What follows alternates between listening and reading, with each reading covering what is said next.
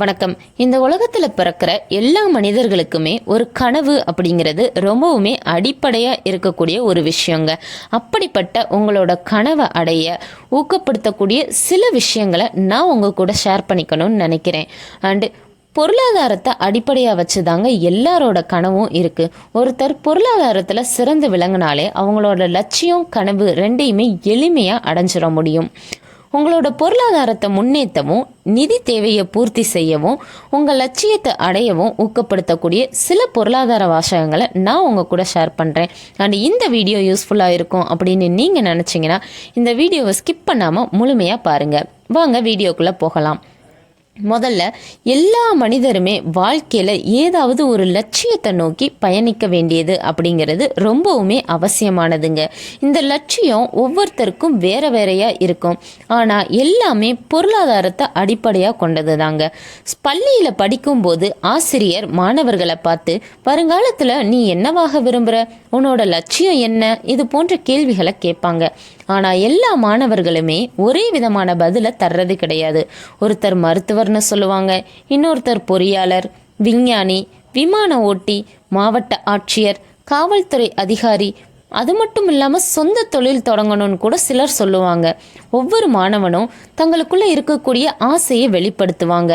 ஆனால் முடிவில் எல்லாருமே சொன்னபடி ஆகிறாங்களா? கிடையவே கிடையாதுங்க. சொன்னபடி ஆகிறவங்களோட விகிதமும் ரொம்பவுமே குறைவுங்க. சில பொருளாதார வாசகங்களை சொல்கிறேன், நல்லா கேட்டுக்கோங்க. நீங்கள் உங்கள் கனவை உருவாக்கவில்லை எனில் மற்றவர் கனவை நிறைவேற்ற உதவும் பணியாளராக வேலைக்கு அமர்த்தப்படுவீர்கள். ஆமாங்க, இது முற்றிலும் உண்மையான ஒரு விஷயங்க. ஒவ்வொருவருக்கும் தான் வருங்காலத்தில் இப்படித்தான் ஆகணும் அப்படின்னு ஒரு கனவு இருக்கும். அந்த கனவை நோக்கி முழு மனசோட பயணிச்சா மட்டும்தான் லட்சியத்தை அடைய முடியும். ஒவ்வொருவருக்கும் தனித்தனி திறமைகள் இருக்கும். ஆனால் குடும்ப சூழ்நிலை, நிதி தேவையால் பலரும் இங்கே தங்களோட கனவை தொலைச்சிட்டு அடுத்தவரோட கனவுக்காக மாதம் முழுவதும் உழைக்கக்கூடிய உழைப்பாளராக மாறுறாங்க.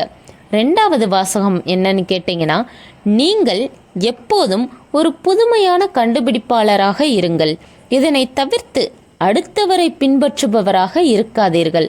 ஆமாங்க, உங்கள் கனவை நிறைவேற்ற புது புது சிந்தனைகளை செயல்படுத்திக்கிட்டே இருக்கணும்.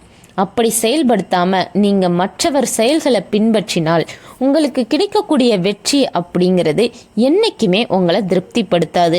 அதனால் உங்கள் கனவை நோக்கி நீங்கள் எப்படி அடியெடுத்து வைக்கலாம், என்ன மாதிரியான விஷயங்களை பின்பற்றினா கனவை எளிமையாக அடைய முடியும்னு சிந்திச்சு புதுசாக செயல்படுங்க.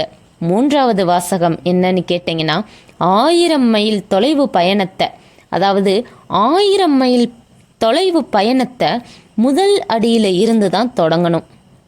நீண்ட தூரம் லட்சிய பயணத்தில் வெற்றியை ருசிக்கணும் அப்படின்னு நினச்சிங்கன்னா அதற்கான முதல் முடிவை நீங்கள் துணிஞ்சு எடுக்கணும். இங்கே பலருக்கும் தொடக்கம்தான் பிரச்சனையாக இருக்குது. தொடக்கம் தைரியமாக இருந்தால் வெற்றி அப்படிங்கிறது ரொம்பவுமே எளிமையாயிரும்.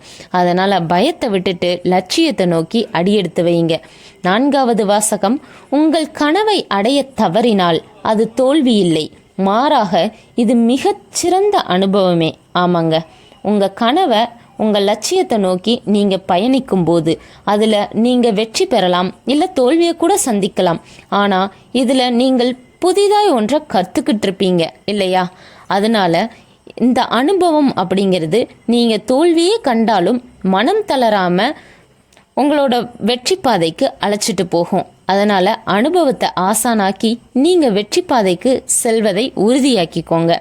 ஐந்தாவது வாசகம், ஒவ்வொரு நாளும் ஒரு சிறிய அடியை எடுத்து வையுங்கள். ஆமாங்க, உங்கள் கனவை அடையணும் அப்படின்னு நீங்கள் நினச்சிங்கன்னா நாள் தவறாது புதிதாய் ஒன்றை கற்றுக்கொண்டே இருக்கணும்.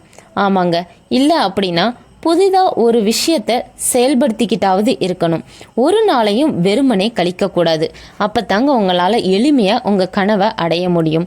அண்டு நான் சொன்ன இந்த விஷயங்கள்லாம் உண்மை, உங்களுக்கு யூஸ்ஃபுல்லாக இருக்குது அப்படின்னு நீங்கள் நினச்சிங்கன்னா இந்த வீடியோவை மறக்காமல் லைக் பண்ணிடுங்க. அண்டு உங்கள் ஃப்ரெண்ட்ஸுக்கும் ஷேர் பண்ணுங்கள். நம்ம சேனலை சப்ஸ்கிரைப் பண்ணி வச்சுக்கோங்க. இது போன்ற மோட்டிவேஷ்னல் வீடியோ உங்களுக்கு அடிக்கடி கிடச்சிக்கிட்டே இருக்கும். நன்றி, வணக்கம்.